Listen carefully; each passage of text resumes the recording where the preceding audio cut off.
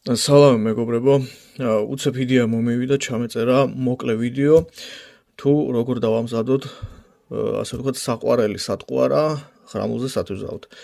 ეს არის ტყლარწის ბურთულები. რეალურად ეს არ არის ტყლარწი, უბრალოდ ჩვენ ასე ვეძახით და მივეჩვიეთ მაგ სიტყვას. ეს არის პლასტელინი.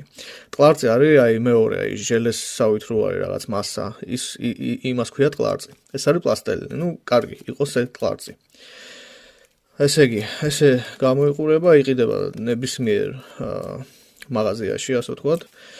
და უცებ გაჩვენებ როგორ კეთდება. ეს ესეთი რბილი მასა. ჩვენ დაგვჭირდება, ანუ უნდა მოვამზადოთ ბურთულები ზომით 2 მმ-დან მაქსიმუმ 4 მმ-მდე. 3 მმ არის ყველაზე კარგი ზომა. ავიღოთ ესეთი პატარა ნაწყვეტი, და ეს მარტივად მომრგვალოთ თითებს შორის. ვარგვალებთ და ესე ვაგდებთ. გამოვიდა. всё, ეგ არის. აბა ვნახოთ ერთი ზომა რა გამომივიდა. ეს არის 3 მმ. ეს არის იდეალური ზომა.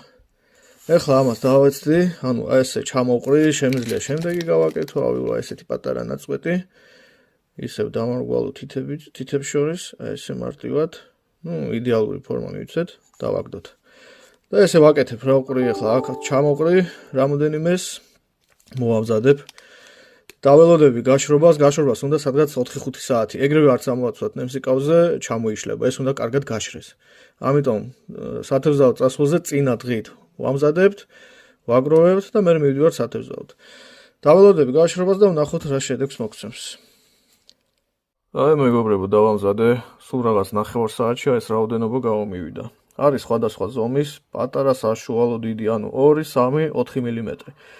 სხვადასხვა ზომა ნიშნავს სხვადასხვა ზომის ნემსიკავზე ჩაცმას. ეხლა პატარა ნემსიკავს, პატარა ზომის დაგჭირდება, საშუალო ნემსიკავს, საშუალო და ცოტა მორზდილ ნემსიკავს უკვე დიდი ზომა. დაველოდებით გაშვებას და ვნახოთ რა გამოგვივა. ეს ახლა რაოდენობა სავსე საკმარისია რამოდენიმეჯერ გახვიდე სათევზაოდ, იმიტომ რომ კრივი მასაა და დიდხანს ჩერდება ნემსიკავზე. დაველოდოთ.